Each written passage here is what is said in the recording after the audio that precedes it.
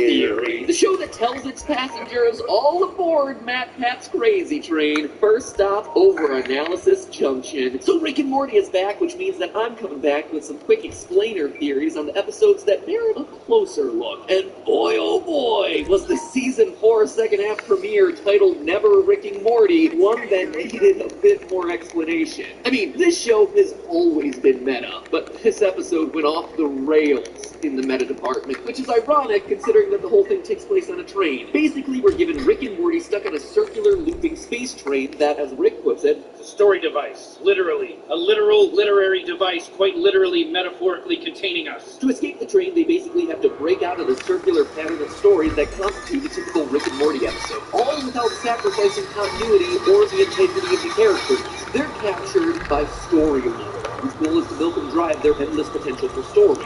I'll now fuel my anthology with your limitless potential, propelling it to its final stop.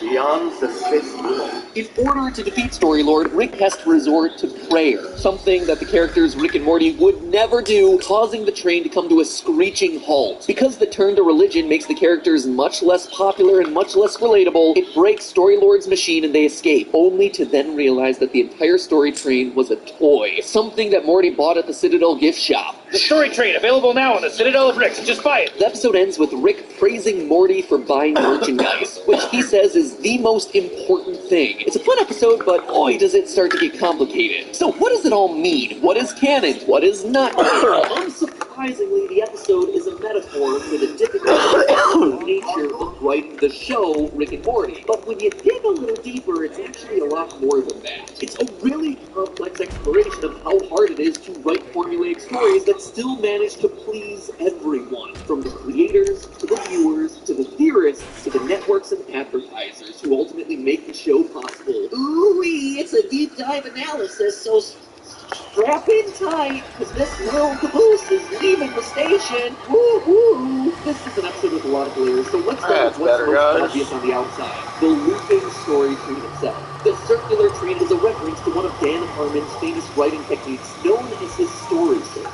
It's something that Harmon uses pretty religiously throughout his writing, having said before that he feels like it's tattooed in his brain. The Harmon story circle lays out the 8 major steps of a complete dramatic story, and early on in this Rick and Morty episode, we're shown the blueprints for the train, and once you know it, it's broken up into 8 parts. As Rick lays out his escape plan, he even points out how the specific beats of this episode are going to align to certain segments of the train. I'll have to rig us a couple of spacesuits that start failing around here, so we can pay a heavy price for re-entering at this threshold. In steps 3 through 6 of the Herman story circle, the characters get into an unfamiliar situation, they adapt to it, they get what they want, but they pay a heavy price. Now, that kind of formula, from a writing standpoint, is a little bit of a double-edged sword. On the plus side, it becomes fairly clear when you've got all the elements that you need to create a solid, coherent episode, but if the formula becomes something you absolutely have to follow every single time, you burn out your writers, you limit your ideas, you become predictable to the audience. In terms of this episode, staying on the train is staying formulaic. Going outside of the train, or derailing it completely, is breaking formula, doing something drastic. That tension of staying true to formula, but also stretching what we can do, really shows up throughout this episode. When Rick describes his plan to fix the story train's engine, Morty asks whether they'll have to leave the train. Rick responds with this. You don't have to do anything, Morty. This is just a structural guide. We're obviously going to impart our own style. The train, in and of itself, isn't a bad thing. You can always impart your own little twist on it. Likewise, there's always going to be a fear to leave the comfort of that train, because in doing so, you run the risk of alienating the viewers who have just been enjoying the ride. That strict adherence to formula is also what separates a typical Rick and Morty episode from their anthology episodes, like Interdimensional Cable and Morty Mind Readers. You know, the ones that have those short, random, heavily improvised vignettes. So get some hints from Rick that making anthology episodes full of fun, such with no deeper meaning behind them, would be potentially easier. Stop the anthology. We wanted one-off, we do Interdimensional Cable. But also less satisfying. Here's where the stupid vignettes were. Gotta imagine if that had been the whole thing. And yet when the writer's block starts to kick in, it must be tempting to want to lean on that style because it requires less than script planning. After all, it's not like the Interdimensional Cable episodes are unpopular. Multiple sites that rank Rick and Morty episodes put the first Interdimensional Cable episode, 60 Minutes, in their top 5 episodes ever. The list even has it at number 1. But just because the stories might be easier, don't necessarily mean that they end up being faster. And sometimes the opposite, which seems to be the message of the exchange when Morty asks asks Rick why his spacesuit has a timer built in. Why would you put ticking Because clock? if it's too easy to get there, we'll never get there. In other words, the constraints of story structure and deadlines are challenging but ultimately useful in determining the way the narrative needs to go. Without a thoughtful story, Rick and Morty would never progress, and they would just dissolve into a bunch of random gags. Don't get me wrong, we all love a free, cheap butt joke. It's just not a sustainable way to make a show. Big deal, you're probably saying at home. Every writer has to think of story. Big whoop, it's not worth complaining about. To which I say to you, to run a tight ship there, imaginary viewer, who is himself a narrative device that I'm using to make a point. Is this real? But you're also missing some of the depth behind this issue. Making stories that are thoughtful and complete is only a small part of the total battle. Because in this day and age, especially for a show as successful as Rick and Morty, writers also have to worry about pleasing lots of different subsets of people while making sure that those stories fit within that framework. And that is what the rest of this episode is about. One group that the writers have to worry about appeasing is, well, people like us, the fan base, the theorists. To say that Rick and Morty's fan base is passionate is a bit of an understatement. To a group of people who go bananas over the availability or lack thereof of chicken nugget dipping sauce is a group that perhaps cares just a wee bit too much. But that level of passion and that level of scrutiny puts a lot of pressure on the creators to deliver comprehensive answers about the world of Rick and Morty. What really sells this point home is when Rick tosses the tickets please guy out of the train. Rick explicitly tells Morty that everything outside of the train isn't canon. Don't worry, Morty. Nothing out there is canon. But later on in the show, we have an odd scene between two aliens, one of whom subscribes to a theory about the tickets please guy saying this. His followers believe the entire universe is floaty bloody man's nightmare. He dies in a time-dilated reality. Okay, so this scene is symbolic of people who take non-canon information, spin it into their own theories, and then adhere to those theories as undeniable truth, treating them almost as if they were a religion. You're given a piece of information, in this case a floating torso spinning through space, and 3 steps down the line, you can have a wild explanation for what it could possibly mean, placing so much emphasis and emotional importance on it that you get it tattooed onto your own body, when in reality, none of it was canon to begin with.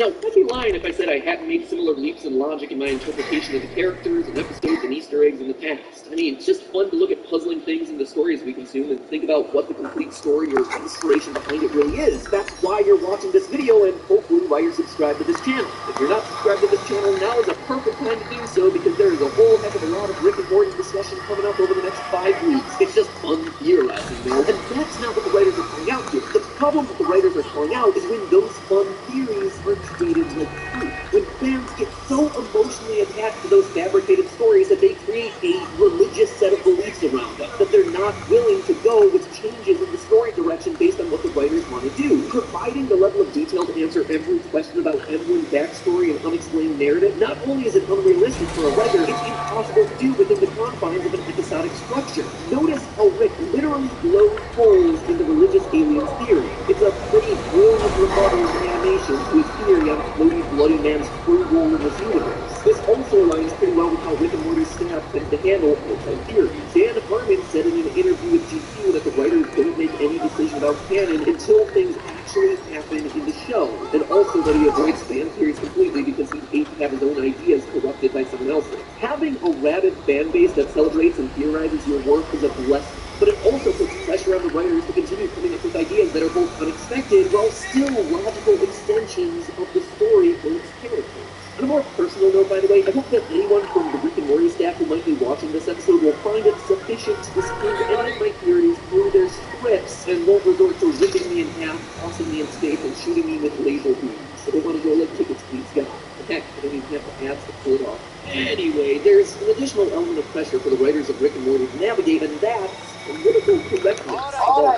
That might come as a surprise to you, but Rick and Morty and its fandom have been on the receiving end of a decent amount of criticism about their exemplification of toxic masculinity. With all that baggage, we're still on a desire to improve the show's image as inclusive and diverse. And that's where you get the bit about the Bechdel test in the middle of the episode. If you're not familiar with it, the Bechdel test is a tool to measure gender inclusivity in fiction. A movie or book or show that doesn't feature 2 female characters discussing something other than a man fails the Bechdel test. So when Morty tells an awkwardly sexist story about his mother and sister fighting lady scorpions with their laser-powered special time, the episode technically passes the Bechdel test, but it does it in the strangest way possible. Now, I don't think that this story in this episode is meant to convey that the makers of Rick and Morty think the Bechdel test is dumb, or somehow couldn't fathom stories involving two women talking about anything other than men, but rather they're trying to point out yet another factor that the writers now have to juggle. And finally, there's the metaphor of Storylord himself.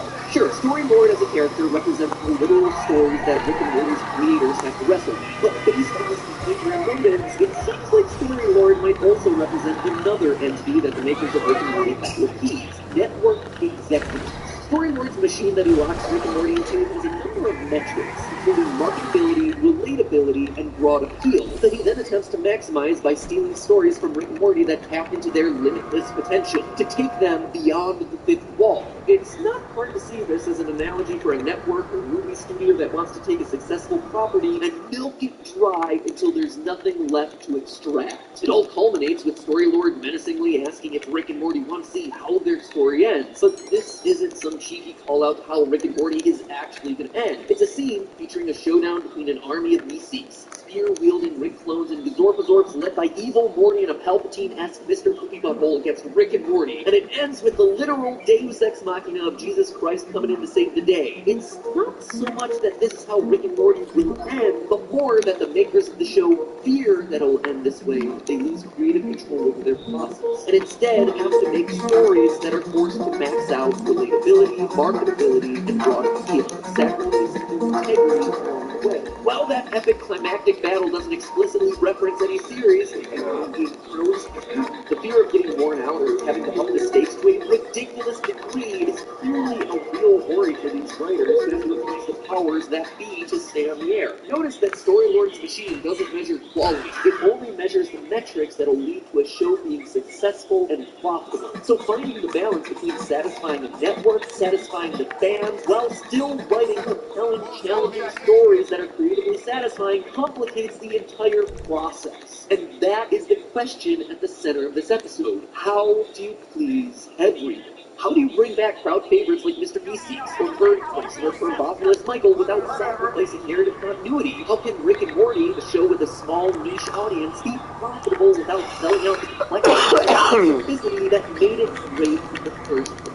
Our answer lies in going beyond that fifth wall that Storylord mentioned. In my research, I found a few different definitions of a fifth wall as the divide between critics and creator, or the difference between characters and people playing them, but I don't think that's what Storylord is meaning in this case by fifth wall. Rick and Morty has often broken the fourth wall. They have the characters acknowledge that they're the show, but the barrier between the narrative and the viewer can actually be broken down yet another step. What is the purpose of the story? What is the purpose of its characters? The ultimate purpose is to make money, to sell things. We're no longer watching a narrative with characters, we're watching a marketing device called Rick and Morty meant to sell things, or merchandise, Pringles, Wendy's. This results in a weird monologue from Rick about how calories of Morty for buying something. Or, to put it in his cynical yet praiseworthy words, Make epic. Thank you. Just straight into the bleeding chocolate capitalism and just don't that, please. the voice in that writing is clearly sarcastic, but the point still stands that the success of any show hinges on its ability to sell products, either directly or indirectly by running ads around it. Notice that there was no real cold open for this episode. I don't know about your viewing of it, but for me, it was a Wendy's ad for breakfast sandwiches. A Wendy's ad for breakfast sandwiches that was produced by the Rick and Morty staff. At the midpoint of the episode, one of the ads was a Morty bot eating Pringles, and that's the point. That is the fifth wall. The writer of the episode, Jeff Loveness, tweeted that this was all about, quote, being trapped in the narrative choke of capitalism, which is to say that the best stories don't necessarily make the most money, and also the most money-making stories often aren't the best. The problem is that Rick and Morty isn't designed to be a #1 show. Rick and Morty isn't a warm and fuzzy family sitcom that can make lots of money with safe comedy living on a big network because it's too cynical, it's too dirty, it's too niche and too political. All things that hurt the show's scores for relatability, marketability, and broad appeal from Storylord's machine. But they also can't suddenly shift to a formula designed for profit because that's against the soul of what Rick and Morty is. Sacrificing the identity of the show is ultimately parallel to just doing easily made, easily digestible digestible anthology episodes that don't really stand for anything, which is what Rick was complaining about from the very beginning of the episode. And therefore, I will go to StoryTrain.com to purchase the merchandise as I've been instructed to by Rick, and the link is broken. The Story Train that they advertised at the end of the episode doesn't exist. Dang it! And I was so mentally prepared to help them sell out, too. Oh well, Wendy's breakfast sandwiches will have to do. That biscuit did look really good. It carries a meat. But hey, that's just a theory. A film theory. And speaking of shameless advertising, next Rick and Morty episode, Tuesday the 19th, we'll be talking portal science with the biggest science celebrity on the planet, Neil deGrasse Tyson. That's actually coming up on Tuesday the 19th, so mark your calendars, or like I said earlier, hit the subscribe button so you're here for what is honestly a huge collaboration on the channel. I'm really excited about it. Now, if I can only get Bill Nye on my show, then my bingo board is complete. I'll see you in a few days for a new Scooby-Doo theory. Yeah, we're covering Scooby-Doo. And then more Rick and Morty next week, Tuesday the 19th, with my new best friend, Neil deGrasse Tyson. It'll be super nerdy, also super cool, so hope to see you there.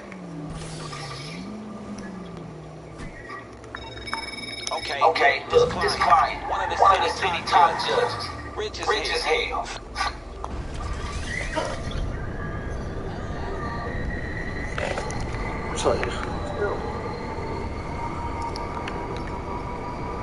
Hello, Internet! Welcome to Film Theory, the show that aims to put the science back into science fiction. But first, I wanted to take a minute to just talk about... Excuse me. I don't think this universe can want it, Rick. Well, look at what we have here, folks. It seems like some rogue visitors may have just opened up a trans-dimensional gateway in my living room. Can I help you? We're looking at this dimension C-132. You wouldn't have to know where that is located. Sorry guys, our universe's classification number is D2731, but while we're on the topic, you're technically using the word dimension incorrectly. You see, dimensions define elements of physical space. I'm sure you're familiar with the elements of height, width, and depth, though you seem to be just as glad as I am. Whereas, Oh, Rick, we got a talker here. You know what? Just stop. I'm just trying to help you guys. Sorry, not sorry for trying to be helpful.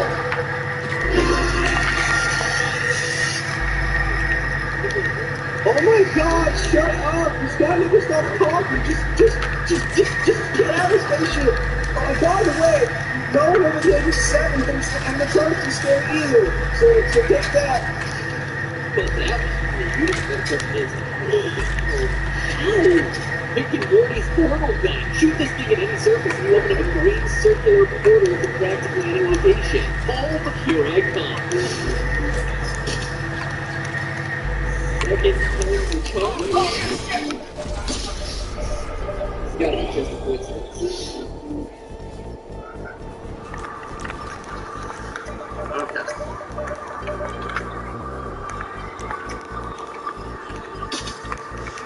Okay, it does not take a big-brained Rick and Morty fan to understand that this thing might be a little bit broken. So, figure out how this thing works. But how do you fix a piece of technology like this? I mean, the science contained in this thing is so sought after that the Galactic Federation infiltrated Rick's brain in the hopes of uncovering its secrets. Yes. In that respect, and I'm a little like the Galactic Federation, because today is going to be all about me trying to figure out how Rick's portal gun actually works. Let's start by picking apart what we do know about the portal gun. Our first real glimpse into the detailed workings of the portal gun happened during the audience's first encounter with the Council of Ricks, where we learned that, much like your internet browser, the portal gun keeps a detailed list of all the locations its users visit. We'll look at another map, portal gun history. We all go these places. Later in the series, and elsewhere in Citadel, we learn that the portal gun relies on some sort of fluid. I want a portal gun with enough fluid to take me off this prison. A fluid that, if replaced with an incorrect bootleg, tends to create portals with some unfortunate side effects. This fluid may, in some ways, be connected to the number of times that the gun can actually be used to create portals. In both the show's pilot episode as well as the episode Get Swifty, Rick outright mentions it having a limited charge. There are a lot of chapter equipment there, but so much time there, my interdimensional portal device. We got no charge left. There's only so much charge left in this thing. If we portal home from here and back, we're not gonna have enough charge left to get off world. Then again, it could all be lies because Rick is lazy. You lied about the charge! You were just being lazy! See, told you. But by far the most interesting property of the portal gun is its ability to open portals to, well, just about anywhere. Not just within our own universe, but between universes. Rick seems to use his portal gun to travel within the universe pretty frequently. For example, in the episode Raising Gazorpazorb, Rick and Summer use the portal gun to teleport to the planet Gazorpazorb. But after the portal gun gets smashed on the planet, they're forced to use a spaceship to travel back to Earth. This proves that Gazorpazorb and Earth are in the same universe, far apart though they may be. But throughout the series, various Ricks use their respective portal guns to visit other parallel universes. And it's that second property that seems to set Rick's portal gun apart from all the other existing Galactic Federation technology. We get confirmation of this in the Season 3 premiere, Rick Shank Redemption, when it's revealed that the Federation is using a brainalyzer on Rick to discover the secrets of interdimensional travel. Should we go straight to the moment I discovered interdimensional travel? Ooh, your little flappy doodles are twitching. Again, the key word here is interdimensional. Interdimensional travel is travel between dimensions, while intradimensional travel would be travel within a dimension. The Galactic Federation already has teleporter technology. It's the blue portal that we see in the pilot episode. What they want is the ability to travel to other universes, the green portal technology. And heck, why wouldn't they want this? When you open up one of these babies, literally anything can fall out of them.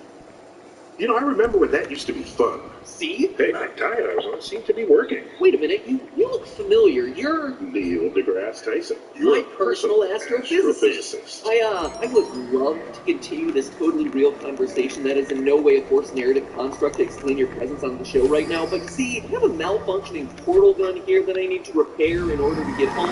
You think you could help me out here, Neil? Sure, but only for a short while. The quantum stability of this universe is weak and getting weaker by the minute. No, is that really true? Nah, it's just a line I use to get out of conversation when I'm running too long like that. How did you know my name? Narrative construct, remember? Oh, yeah, right. Now, if you hope to use those portals to get back home, the first thing you have to do is to clarify whether you're invoking the true multiverse or the many worlds interpretation of quantum mechanics. The many worlds interpretation asserts that whenever an event occurs that could have multiple outcomes, the universe branches into as many copies as are necessary to enable outcomes. Kind of like in that episode of Rick and Morty, Rick Potion number 9, which shows our dynamic duo entering new universes that are extremely similar to their own. In this case, they escape from their original universe when Rick is unable to cure a genetic epidemic by going into a brand new universe where Rick does manage to create the cure. Two worlds branched out from one poor decision. Correct, but only if you needed it to explain that one scene in Rick Potion number 9. But it wouldn't explain Lizard Morty or Hammerhead Morty. You get that from the multiverse hypothesis, which states that there are many, perhaps infinitely many, Big Bangs that each started their own universes. They all coexist. And because they each had their own beginning, they could have completely different laws of physics, or completely different Mortys. As opposed to many worlds, where you're always starting with the same base rules and regulations. So while the many worlds interpretation could explain similar Earth-like worlds like we see in Rick Potion, it wouldn't explain some of the other universes that we see in the show, like pizzas that sit in chairs and use their phones to order people, or phones that sit on pizza and use their people to order chairs, or chairs who sit on people and use their pizza to order phones, right? Exactly. And in the multiverse hypothesis, each of those parallel universes coexist with our own universe. But since the laws of physics are different, it would be extremely dangerous to visit them. The molecular forces that hold your body together would be compromised in the presence of different physical laws. You might just spontaneously collapse into a pile of goo. So does that mean Rick's portal gun is all fiction and no science? We'll never be able to visit alternate universes? Well, we can't say it's impossible to reach other universes because we're limited by our own understanding of the laws of physics. Last year, you might have seen the headline, scientists are attempting to open flame to the parallel universe. Just an over-the-top clickbait, right? Clickable? Yes. Over the top? No. X-Men step through a gate into an evil alternative universe where they're copies of us with evil mustaches, and more like set up a magnetic field to see if we can capture neutrons, and had briefly traveled through an alternative universe. What does that even mean, though? Well, there are a lot of strange things going on in our universe that might possibly be explained by the existence of other universes. In this particular case, the scientists are looking at why certain neutrons are decaying at different speeds than expected. So it may be possible to enter alternate universes, but how? I'm sorry, Matt Pat, but my quantum state is weakening. Goodbye.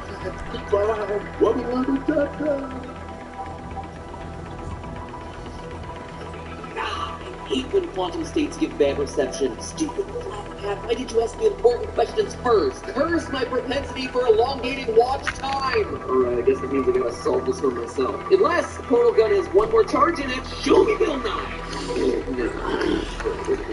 How would portal guns work? It's gotta be wormholes, right? I mean, in science fiction, it is always wormholes.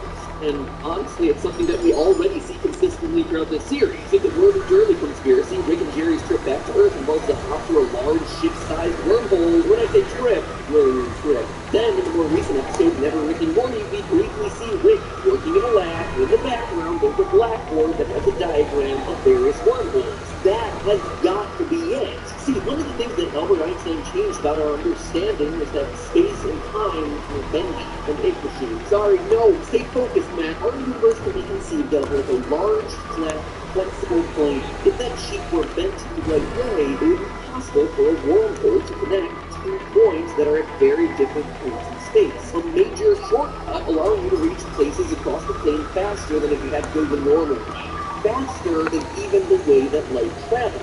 This shortcut, in fact, allows you to travel faster than the speed of light. So these same bends in the fabric of space described by Einstein's theory of relativity could, in principle, also create a wormhole connecting two separate universes in the multiverse. I've done it! I am a genius! The gods weep as they look down upon me. Home, here I come! But wait, that's just a principle of how it could potentially happen in theory, in quantum physics theory, but not actually how it happens in practicality. Sure, Rick's portal gun could be creating wormholes that connect his current point in the fabric of space with other points in our universe, or other universes, but how would it be able to do this? It must have something to do with the portal.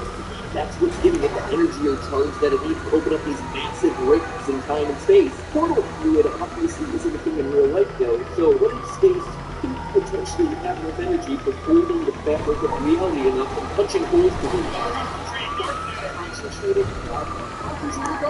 Concentrated heart? Right, the Galactic Federation isn't the only group of aliens trying to get information from Rick's genius brain. The Zagarians are also trying to get information from it, and what they're looking for might actually be the same thing as what the Galactic Federation is looking for. In the episode M. Night Shyamalan's, concentrated dark matter is explained as being necessary for accelerated space travel. Let's do it for accelerated space travel. That makes it sound like some kind of fuel that you'd be using to power a spaceship, but what is interuniversal travel if not really accelerated travel through space, using a wormhole as a shortcut to get from one point of space to another? And whereas dark matter may be full of energy, concentrated dark matter would be even more powerful, more energy dense. Could it be that portal fluid is just a form of dark matter that Rick has somehow been able to harness? I mean, 85% of our universe is dark matter. And dark matter is the stuff in our universe that we can't observe, so it's certainly possible that this matter, unseen by us humans, could have all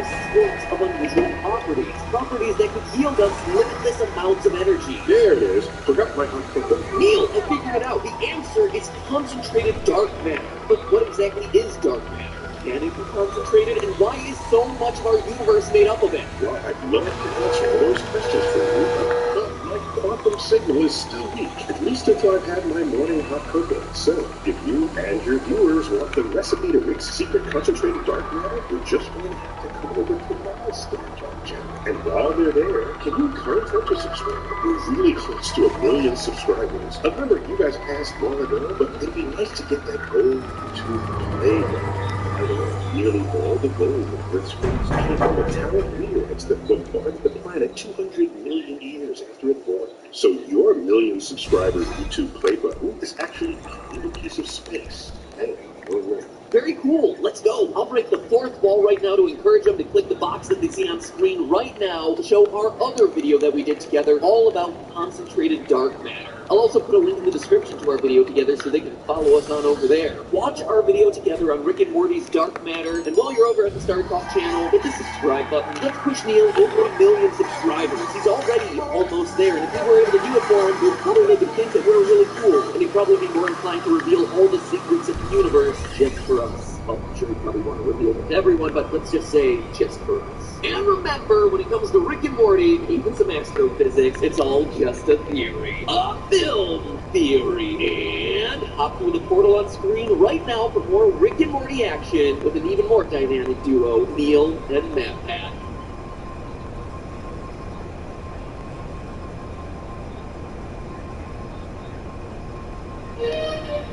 There's a way to cut your dishwashing time by 50%. Try Dawn Power Wash Dish Spray. It removes 99% of grease and grime in half the time. It cleans so well, you can replace multiple cleaning products. Try Dawn Power Wash. Chuck, Star Talk is closing in on 1 million subscribers. That's right, that's right. Well, you may be our 1 millionth customer. Drop the balloons, streamers. We're planning a special event when that happens. That's right, we're going to do a live cosmic queries. So, the deal is, you can actually be with us, and instead of me butchering your name, you can say your name to Neil and then ask him a question. It's going to be really cool. So you got to make sure that you hit subscribe if you're not a subscriber and turn on your notifications so that you can know exactly.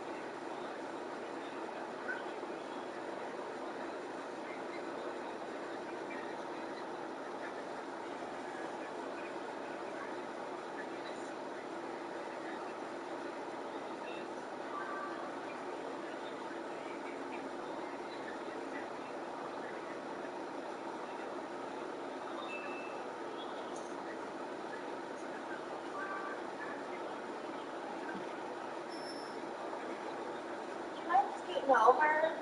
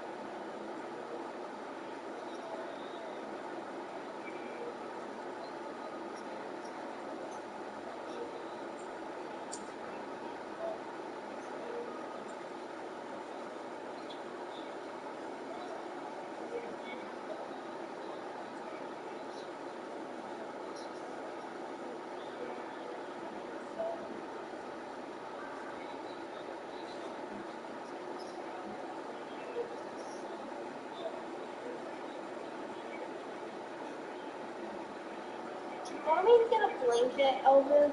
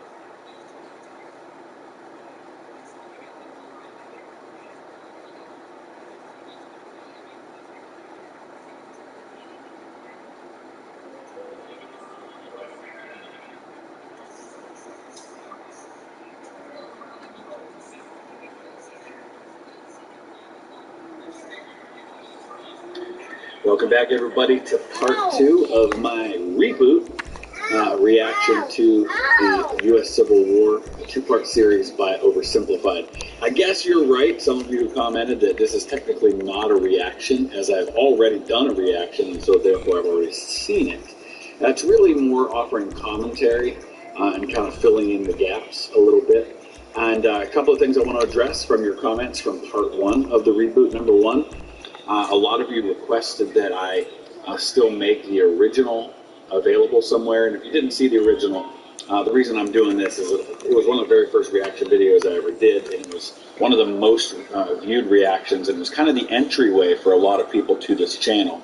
And my style in that one of kind of not pausing but talking over top of the video seemed to be kind of a turnoff to some people, and I didn't want that to be the first impression people had of my channel. So decided to reboot it. What I'm going to do is I'm going to go ahead and I haven't deleted those old videos. I just made them private. So I'm going to put make them unlisted and make them available in the link in the description of this video. So part 2 will be in the link in this one. Part 1 will be in a link in the description of my new part 1. So you'll still be able to see them that way. They won't be available for people to search and find on YouTube. So that therefore it doesn't become the first thing that people see when they first discover my channel. The other thing that I often get comments about has to do with the ads and the monetization. When I do reactions to oversimplified videos, YouTube detects that and automatically monetizes these videos for oversimplified. Number one, that means I have no control over whether there are ads on this video or how many ads there are. I can't control that at all. All the money also then goes to oversimplified, so I'm not making any money on this video. So that's why our 150 patrons of this channel, and growing every single day, are so vital and so greatly appreciated, because you make this worthwhile for me financially to be able to put in the time to do this. So thank you to all of you. You'll see many of them listed in the description of every video. I update that description about once a week with all the new patrons. Thank you. Let's dive into part 2. Stick around to learn how you can save money when you shop online. As the Union struggle to take control in the East continued, elsewhere, the war raged on. The Confederates attempted an invasion of Kentucky, hoping the state as a whole would join them, but they were pushed back. The Indian Territory saw Native American tribes ally with one side or the other in the hopes of securing rights after the war. Along the Mississippi, General Ulysses S. Grant remained one of the few Union generals scoring major victories. So let's talk about Kentucky for a second, because Kentucky, at the beginning of the war, declared itself officially neutral. Kentucky is a border state that's remained in the Union, but does have a strong presence of slavery, especially in the central and western parts of the state, though there is some slavery in the east. In fact, my ancestor, who was a slave, my fourth great grandmother, was a slave in eastern Kentucky, as were my direct male line ancestors who owned slaves in the eastern part of Kentucky. So it did exist, though, it just wasn't as present. Kentucky remains neutral, but a Confederate army marches into western Kentucky around Paducah, that area, very early in the war, and Ulysses S. Grant, who's in charge of the Department of around Cairo, Illinois, which is down right in the southern tip of Illinois where the Mississippi River meets the Ohio River. Grant then marches to counter that, and so from that point on, there are Union and Confederate armies operating in Kentucky. Kentucky had an elected Confederate state government, as it did have an elected Union, pro-Union state government. So, a lot of that kind of stuff went on. With his best pal, General Sherman by his side, Grant led his armies down the Mississippi to the Confederate stronghold of Vicksburg. Both sides knew that if Vicksburg fell, the Confederacy would be split in two, and the Confederates prepared for an intense defense of the city. And they talked about the best pals, Grant and Sherman. Both guys are from Ohio. Grant's originally from southwestern Ohio, down around Cincinnati. Sherman's from the Columbus area. Sherman was orphaned at an early age and ends up being raised by a prominent family, the Ewings, who he ends up marrying their daughter. But the Ewings, one of the Ewings was a senator. General Sherman's brother, John, ends up a U.S. senator from Ohio. Sherman had strong political connections, comes from that background. They met at West Point, where I think Sherman might have been a year or two older than Grant. And at the beginning of the war, Sherman dealt with some pretty severe mental health issues that almost drove him out of the army. And he contemplated suicide very heavily. And there's a quote that I often refer to where Sherman said later on, he said, "Grant stuck by me when I was crazy, I stuck by him when he was drunk, and now we stick together always." But back in the East, Lincoln still wanted somebody to march back and take Richmond. Having given General McClellan the boot, he needed a new man in charge. All right, Mr. President, option 1 is General Hooker. Bit of a nutcase, but a good general. Option 2, his qualifications are his name is Burnside, and he's freaking dope-ass sightlines. Say no more. So General Burnside was put in charge of the Army of the Potomac. So, first of all, the reason McClellan is fired when he's fired in November of '62, right after the congressional elections, and that's on purpose, because McClellan was a prominent war Democrat. In other words, he was a Democrat, but he was a Democrat that supported the war effort. And Lincoln needed people like that, and so he didn't want to risk the Democrats taking control of Congress, and he didn't want to give them anything to fire up their base, and so he waits until the day after the election, and then he fires McClellan. Burnside wanted no part of being commander of the Army of the Potomac, but understood it was his duty and accepted that. But Burnside knew better than anybody he wasn't qualified to command an army. Now, Burnside wasn't as terrible a commander of the Army as people often give him credit for. He was undermined pretty badly by his generals. And in fact, after the Battle of Fredericksburg, some of the generals actually went to Washington on a mission specifically to get him removed as Army commander. It was pretty much an all-out mutiny against him. And sent south, Lincoln hoped he finally had a general who could succeed. Burnside met General Lee at the city of Fredericksburg, where he intended to rapidly cross the river and take the city. But the Union War Department was too slow in delivering the pontoon bridges, and the two sides were forced to camp across from each other, close enough to speak. Hey, Yankee, ready to get your butt kicked? Yeah, right, Rebel. God is on our side. Yeah, right, God's on our side. Oh, you think so?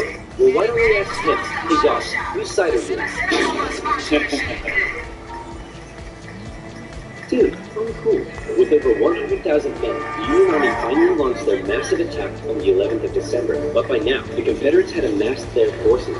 During the battle, wave after wave of brave Union men marched headlong into a brutal Confederate onslaught.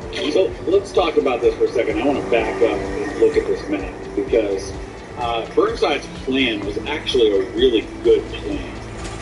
It was beset by problems from the get-go. And if you want to understand all the details of the Battle of Fredericksburg, I'll put a link in the description to my visit to Fredericksburg earlier this year. I did, I think, like a 6-part series exploring the battlefield, talking all about it. But the bottom line is he ordered these pontoon boats that were going to give him bridges to get across the river. And they could have gotten across the river to the high ground beyond the river long before Lee got most of his army into position. Lee's army was spread way out over like 20, 30 miles. And the pontoon bridges didn't arrive nearly in time. Henry Halleck, who was the commander-in-chief of the army at the time, didn't even put the order in for the pontoon bridges until they were supposed to have already been there. That wasn't Burnside's fault. Once they got across, then the plan was that there was supposed to be this massive attack by like 50 to 60,000 men on the Union left on this area here. While they demonstrated against Marie's Heights. And so they were supposed to attack here just to keep Longstreet's men pinned down, while on the left side they dealt with Stonewall Jackson. Well, the vast majority of those 55, 60,000 men never even entered the attack. And yet still General Meade's division broke through the Confederates' line. And if they'd gotten any support at all, they would have routed the Confederate right, and then we wouldn't remember Marie's Heights as this debacle of an attack up that hill. It would have been just the feint that allowed the Union to win the battle. For rife with disease, the food was less than appealing. On both sides, men began to leave. Hey, where do you think you're going? I'm deserted. What? Don't you love your country? Yes, I do. And I'm trying to get back to it as quick as I can. Lincoln, ever the kind